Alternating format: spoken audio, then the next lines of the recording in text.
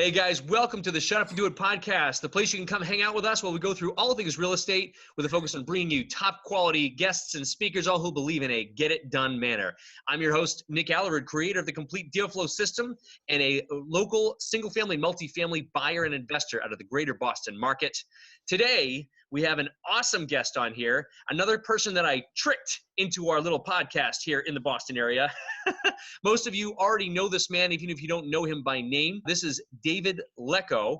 He is the small-time creator of a little machine that you might have heard of called DealMachine. But we're super happy to have him on today as he shares his story and how he got to where he is today. David, thank you so much for being on the show, man. Wait. This is a podcast? You tricked me. You told me this was a testimonial. I'm just kidding. Thanks. We'll take a testimonial too. A real estate group is like the best company in the world. No, I'm just kidding. That's awesome. Thanks for your time today though, man. That's really, really cool. You're welcome. Thanks for having me. Awesome, dude. If you don't mind, I know a few people might already know your story, but a lot don't. Share with us, if you don't mind, what even your life up until a certain place that was like, real estate's the way to go. Oh yeah. Okay. Well, I mean, I always knew I wanted to have financial freedom. And I really didn't know how to do that until I read the Rich Dad, Poor Dad books. And they've got this cash flow game that goes along with that. And you basically use your money from your job to invest in real estate. And eventually you build your passive income up enough so that it exceeds what your living expenses are. So, I kind of spent my whole 20s living with two roommates and saving as much money as possible so that I could invest that cash into something that would grow bigger than what I needed to live on. And so my job at the time was also software developer. And so I was trying to look for a rental property, very first rental property. And basically I learned about driving for dollars. And I was having trouble following up. So I'd go after work, drive for a bunch of hours, and then I would find properties and write them down. But then I would go home and cook dinner, work out, and go to bed. I didn't follow up because, it was kind of a pain and I figured I would do it later. And, a few weeks went by, but I got really, really mad at myself whenever I drove by this house that had already been written down on my list, but somebody else had bought it and was renovating it. And so, then I was like, oh, shoot, I didn't even do anything. I got this list of addresses here, spent a bunch of time, and they haven't even heard from me yet. So, of course, somebody else bought it. And so I went home and I looked up all the property owners, and then I printed out mail to them. And it really was time consuming. And that's when I was just like, oh, man, I'm not going to be able to do this on my own because I've got to send out mail again in 2-3 weeks, to just keep my follow-ups going. And so that's whenever I decided to build an app. It was originally just for me, but it was going to help me look up the county record and then send out a piece of mail. And so that's kind of in short, that happened over a course of 6 months before I, realized I needed to build this app. Mm-hmm. That's awesome, dude. That's so Rich Dad, Poor Dad. It's funny though, because it wasn't just real estate, right? It was also mighty for you stock price between 0 and 30, and you may buy today for $0. Yeah, you've played it. Yeah, you've played the game, obviously. Oh, heck yeah, man. Yeah. Well, it's funny because our users our audience has a common theme, right? Obviously, Rich Dad, Poor Dad and Kiyosaki was a huge influence on most people that we know. Mm-hmm. And it's incredible what he did with his books, right. That one book. Yeah. The stock is if it's for $0 and it trades between 0 and 40, that's a really good time to buy. And then that could generate a lot of cash for you, but then you could use that to do something that's going to generate more passive income. That's how I played the game, at least. I felt like that's how the game was trying to teach me to do. Yeah. Incredible though. Why? So I guess you just answered that question. I was going to say, because we usually like to try to get down to why real estate, because some people can go off and make money.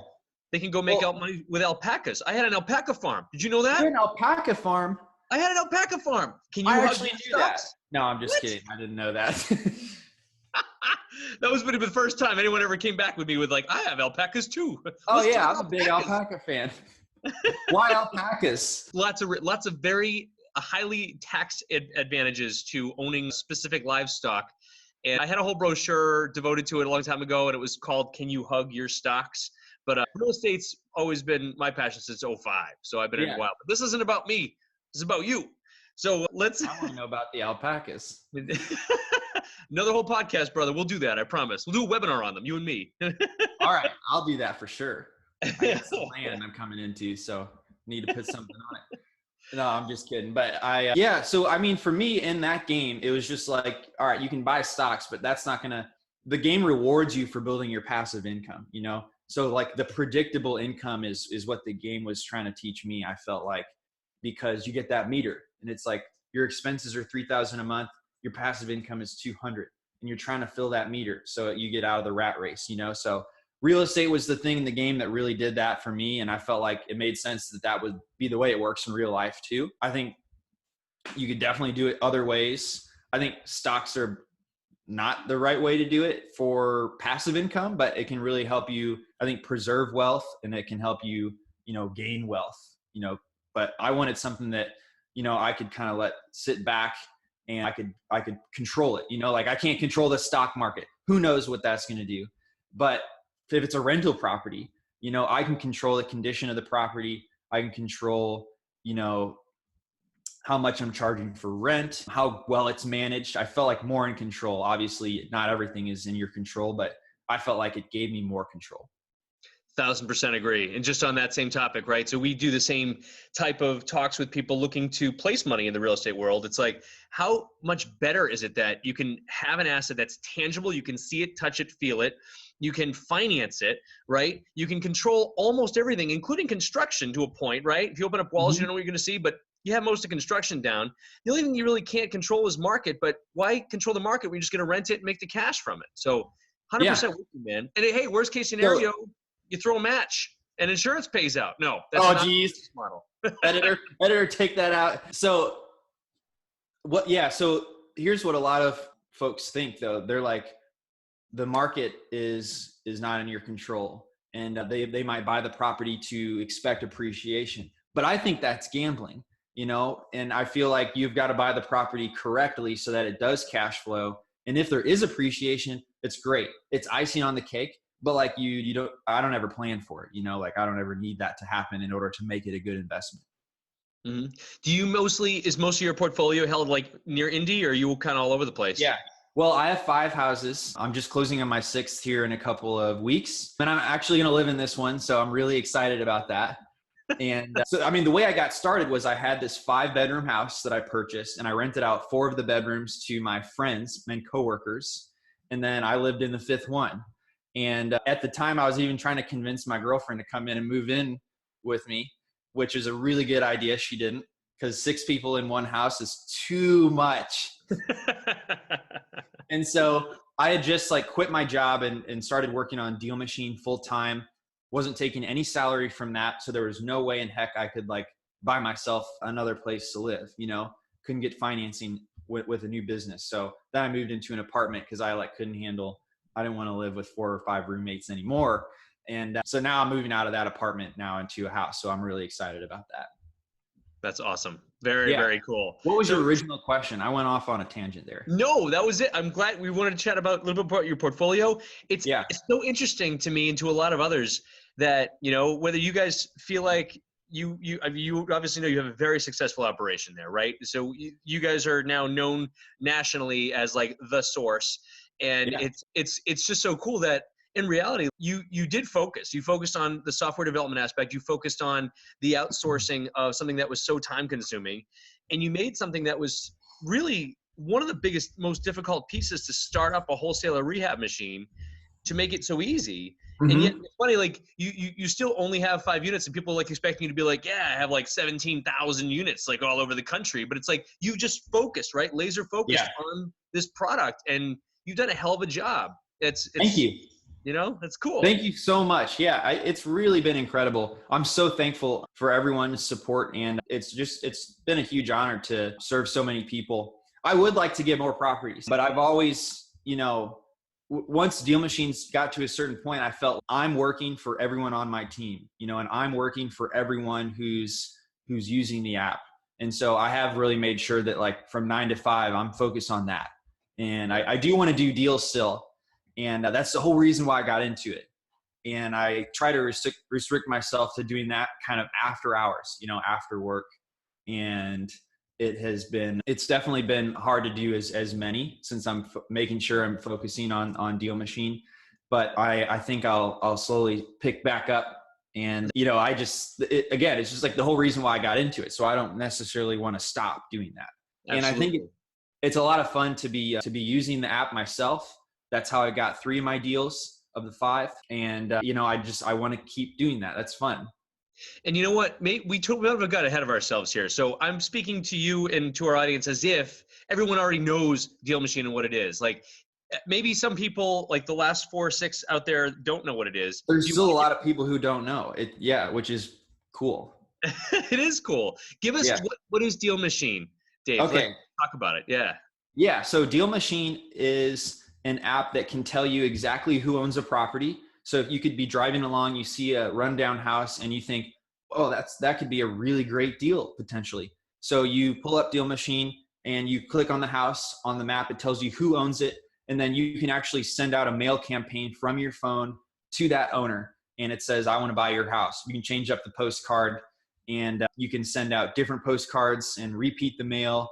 And basically all that's done for you, including the follow-ups, in like 10 seconds. So if you're trying to, scale up driving for dollars, you can do that very quickly without, worrying if you're going to follow through. And if you've got a team, or if you don't have time to drive for dollars, we've got a lot of tools to help you scale a team that's driving out there. Things like route tracking can track where all your team has been to make sure they don't double over the same street, and stuff like that.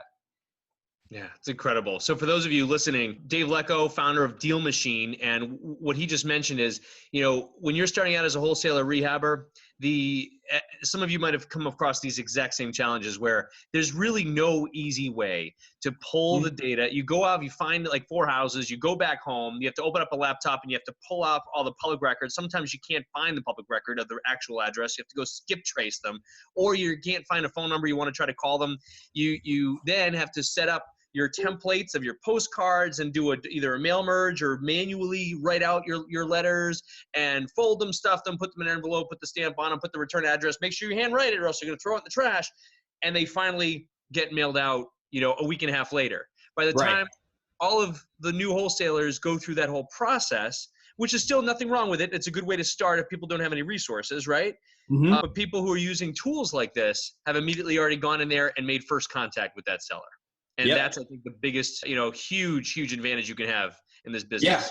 Yeah. And a pretty unique thing that I didn't mention is our mail, it features a photo of the house. So you or your person who's driving can actually snap a photo and put it in the app, and then that'll show up on the front and back of your mail. So it's going to be a unique piece of mail that the owner's getting. And a lot of times they'll call me and say, hey, I got a stack of postcards over here, but I called you because you guys look like you put a lot of time into this. So I wanted to work with you first. And then a little spoiler, we've got a new mail piece that's actually written with a ballpoint pen that's coming out that we'll write for you very soon. That's awesome. So you can't, so it's completely undetectable machine versus handwritten. That's cool. Yeah. Well, it's crazy. It's written by a machine that holds a pen. Have you seen those machines? I've heard of them. Yeah. We're not using them. Incredible. Yeah, I mean, we don't own them, but we're going to be working with a company who does that. They're incredible. They're just so cool to watch. It's like, you can't look away. You're like, how is that writing so fast? And it's just using the pen like a human would, but like 10x the speed. Yeah, really, really cool. Kind of like how Roombas were built to save everybody time and money from vacuuming your floor, but I just like stare at it the whole time, fascinated by it bumping into things and turning around and same type of thing. That's right. For sure. Tell me about I might get this wrong. Your high school your college roommates or high school roommates? I started DealMachine. I brought on my friend Dave, and he owns the business with me too. And we were high school friends, and we worked on a lot of projects together in high school. Like if the English teacher was like, you guys need to write a paper on Hamlet, the Shakespeare play, we would convince her that we should make a video instead, so like our group would like produce like a whole video. And then we would turn that in as our project. And of course, like they would love it. We probably learned more about Hamlet than trying to like, bust out a 10-page paper or something that's super mind for me. Like I don't really love writing like that. but we had a blast, like making a video. So we've worked on a lot of projects like that. And we've got another friend who came on after Dave. His name's Josh. So that's who you met. And so he is a minor partner, and he is also friends from high school. So it's awesome that, he was included in those projects. We've always been interested in business. So like after college, we got hooked up with like a couple startup companies. They worked for this agency that grew from like, they were the first 5 employees and it's now 70 employees, and then like me and Dave started this other thing called Chapter Builder, which is actually this tool that's used for recruitment by fraternities, by over half the fraternities across the country now. And so like, those are just some of our, how our school projects kind of transitioned into doing like other things. Well, that's cool. You guys literally had tons of synergies there between the 3 of you guys. That's awesome. Yeah, for sure. I see it with Fired Up Productions LLC, right? For Chapter Builder. Yeah. So they bought we built that tool based on this book that Fired Up wrote. So Fired Up, they actually teach fraternities and sororities how to recruit, and they have this whole system. It's great. And it helped me grow my chapter when I was in college. That's awesome. And it's more than just like, hey bro, here's a beer and then we'll get you drunk and then we'll give you a bid card. Like it was more based on like values and like getting people that like cared about being involved on campus and recruiting them in like a professional way that they learned from like the Girl Scouts, the Army, like, people with actual recruiting processes. And so we built this CRM that kind of like followed along their process, and then I ended up selling it to them. And then I worked for them for 4 or 5 years. And so learned a lot just by taking that job, and like really learning how to grow a business, not just like build a tool. Did you and your 2 friends have any growing pains or learning experiences as you kind of morphed into these different business opportunities?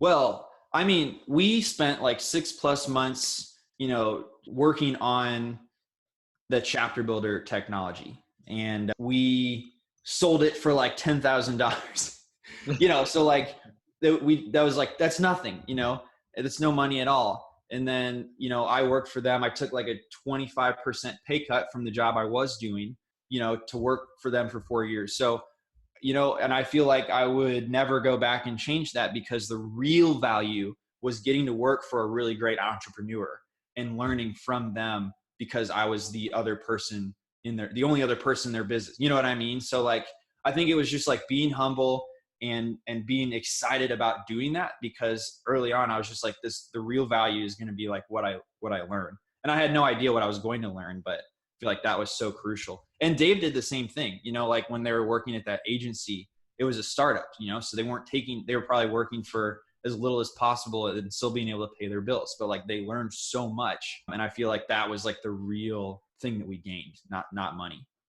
Yeah. Nice. Very, very cool. Did you guys, as you went through, I know a lot of people in real estate itself, maybe not development or software, but in real estate, right? A lot of us go through growing pains when we have different minds at work doing the same or even delineated things, right? And have you guys just, flawlessly the entire time, or is there any learning experiences you guys can come from that? So the biggest growing pain we had was, we didn't take on any investments. We worked for 1.5 years before taking any salary, and we didn't hire anyone until we had more than enough money to cover their salary. That way, if we had a down month or a down quarter, they weren't going to have to lose their jobs. Like we had enough saved up to be able to sustain our entire team, and we still run our business this way. But I think we probably waited too long to hire some staff, and our business suffered for it. A really good example of that was we were doing all hands support. So it was me, my partner who was a developer, and then 2 other software developers doing our customer support. And so we have an amazing team, but it was just like, we should have learned, especially like a software developer who needs long blocks of uninterrupted time to build something complicated, that having them do support was bad for their productivity.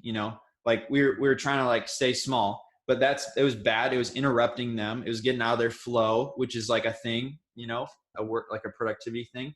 And then also because they were just coming out of like this developer coding hole. Like I developed too, so I get this. Like when you're looking at the language and stuff, like jumping out and having a conversation with a person doesn't keep you in the mindset of like being the friendliest, or like you're so involved in this. So we waited too long to hire support staff, I think. But when we did, it really, really made a huge impact, not only in the time we can respond, but like they're just totally focused on people all the time.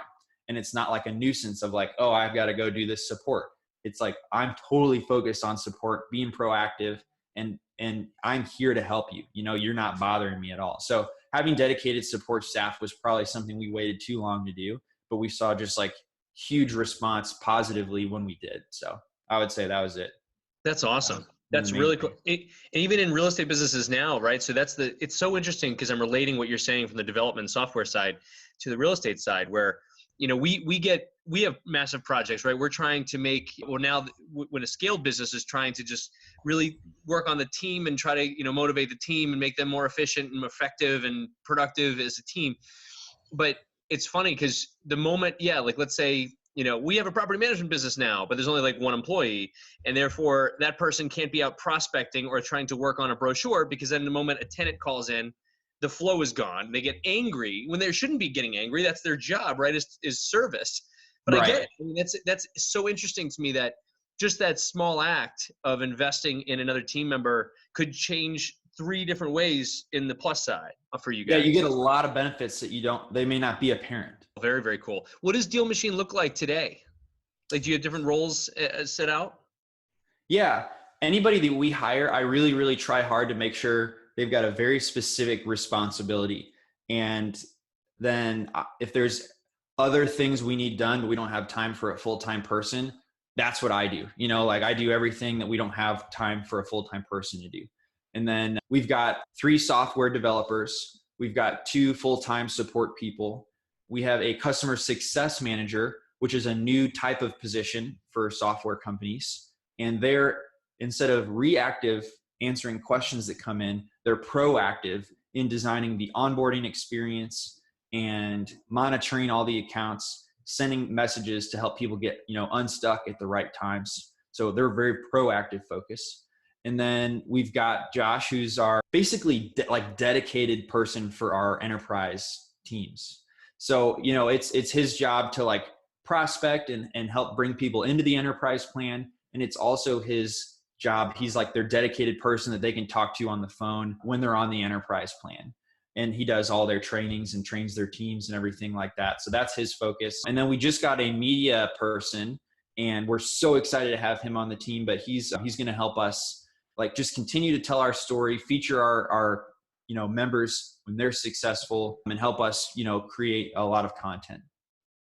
Awesome. That's great stuff. Do you have any new projects that you're super excited about or that you're willing to share? We got tons. So the ballpoint letter postcards are one. We've got a brand new like whole analytics dashboard, which is going to be badass.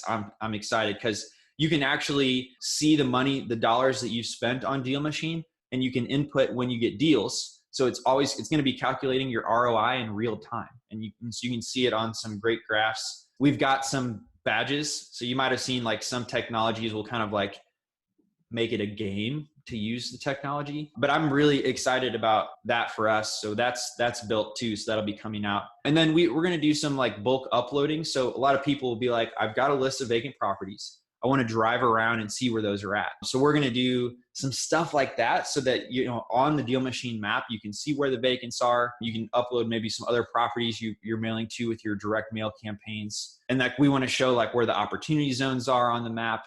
And that's just a little sneak peek. But we also get a lot of these ideas from our users. And so we've actually got a web URL that people can vote and submit ideas that you can always check out, or somebody can check out. It's actually DealMachine.featureupvote.com. So that's got the list of like stuff that people have submitted and they vote on. So like we build the top one. That's really, really cool.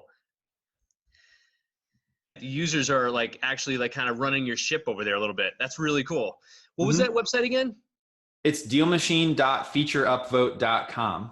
All right, Dave, we've got a couple random questions too that we like to throw at some people and that you were not prepared for, and that's totally okay. That makes it better. The first one would be, and you can't pick a book. We've done too many people pick books. I appreciate this. The question is, What is the best investment you've made in the last 12 months that was under $100? Could be gadget, gizmo, app, anything, or something emotional. Well, I got this ring light here. I'm not using it though, so I kind of feel bad about seeing it. Well, this is $20 on Amazon, and it made us look like we don't have bags under our eyes when we're doing our videos. I like it. All right, that's cool. Well, I'm trying to think what else. Let me ask a friend here. Phone a friend. Phone a friend. Under 100. What's the best thing we bought for under $100? This is Elise, our customer success manager. Elise, it is awesome to meet you again for the users. For the hundreds of thousands of subscribers that we have. That's Elise. Hello, everyone. Under $100. These are called Evo books. And it's a really cool company that you take a quiz of like how all of us like operate differently. I'm more of a creative, David's more of an analytic, and they have you take this quiz. So David had us take this, and I was an alchemist on their thing. So what they do is they customize these planners to work with your mindset and how you work best. It's a really, really cool planner. So they have 2 different sections. So you have a weekly review, which shows like your weekly plan. You capture your to-dos. There's like charitable things. It's set up how your mind and how you function best. And then also for your daily one, which I love, it really helps me because I'm very ADD with everything. So like I have to be stuck on a task and know how much time I want to spend on it. So what I love, favorite thing about it is it has a section for your gratitudes in the morning. Super important. It has your wellness activity. What fun activity are you going to do for the day? It's really hard because I find myself like, what fun activity do I want to do today? And it's really hard to come up with. And I never realized that. And then what I love is the today's priority is like the most important. And then your other tasks, and you put a time limit on it. Nice. So you really hold yourself accountable in this. And it honestly makes me like do my gratitudes, which I sometimes forget to do. And then you evaluate yourself at the end of the day, and you can like, there's a code down here that you can like input it in the app. So you keep track of what you're doing. It's a really long explanation of what under $100. I love it though. No, talk about, that's really, really cool. Did you get those for the whole team? Is it? No, I just got it for me and Elise here in Indiana. Cool. But I might want to do it for the whole team. I think that might be fun. We were testing it out. We tested it out and we didn't go beyond that yet, but we love it. That's very cool. No, great share, man. That's a great share. How about a morning routine, Dave? Do you have a morning routine? Yes. So I get up at 6:30 and then I go work out at 7, and then I cook eggs and hash browns at 7:45. And then I drive to the office at 8:30. That's awesome. Yeah. Do you, in your journal too, do you do any sort of gratitude exercises or meditation or like that? I don't meditate. Elise, I do my gratifications whenever Elise asks me, and that really helps me out. And I, would definitely benefit to do those a little bit more, but I'll just be transparent with you. I don't do it every day. Yeah, no, that's exactly it. And I am really tough with it too, but routine's so important for me specifically, right? Like if I wake up but don't have my routine, Tim Ferriss, I do a lot with Tim Ferriss, right? Like at least I learn from him, and he's a huge routine guy, right? So I'm with you, and I don't do the gratuity every day, and I should. Yeah. It really helps. It makes me feel great. It's so easy to get caught up in things that aren't going right or don't seem like they're going right. But then, you can be like, well, if DealMachine went away tomorrow, I would still be very glad and thankful for like the journey, the experiences. Like I'm in a better place because of that. And when I think about it that way, then I stop getting like so stressed out about something that might not be going the exact way I want to, That's huge. Absolutely. Do you have another huge benchmark for DealMachine that you're looking to get to? Well, I think 10,000 active subscribers is the next thing that we really want to get to. And so we're at about 8,100 now. Nice. We started the year under 2,000. What was that? We started the year under 2,000. You started this year under 2,000? Yeah. Whoa, really? Yeah, every month has been like 20% growth. So it's a lot of new growth for us. Wow, good for you guys. Oh, wow. And the support's holding up. So you're Yeah, I just went through a hiring process to add some additional support just because we're at the point that it's it's going to help them be more relaxed and refreshed if they're not like at 100 miles per hour, answering all the questions so fast to get to everybody. Oh, that's awesome. Very, very, very cool. Well, is there how do you want people to get a hold of you? Is there any place, do you want them to link with you on social media or how can Yeah, people? Absolutely. So I'm Lecko on Instagram. We've also got a DealMachine community Facebook group. So if you search that, you can join our group. And those are probably the two best ways. And DealMachine.com is where you sign up, but we've got like a little chat thing there that I wanted to say and encourage people to use if they have questions about DealMachine, because that's Gotcha. what our team answers like so fast. Gotcha.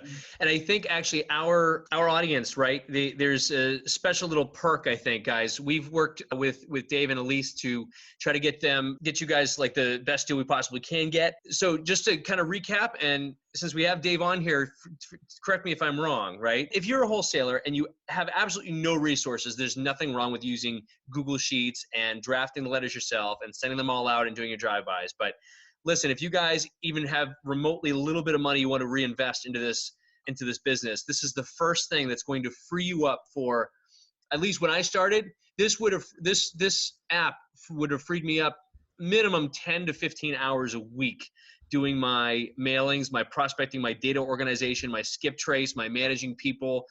And it takes all of those steps and puts it into one little app for, a very minimal monthly investment. And I highly recommend it. We're huge fans of it. Man, it's been awesome having you on, Dave. And thank you for sharing your story and your blast off to success here. I had no idea that was just in 7 months you had such massive growth. I thought you guys have been around for a little bit longer, which is great. You guys are killing it, Yeah, things are going very well, and we're just really focused and excited about, serving everybody and making everybody get more deals. That's what it's all about. That's awesome. Well, thanks for your time today. Hey guys, if you're watching, this is the Shut Up and Do It podcast with Nick Aalerud. Guest is David Lecko with DealMachine.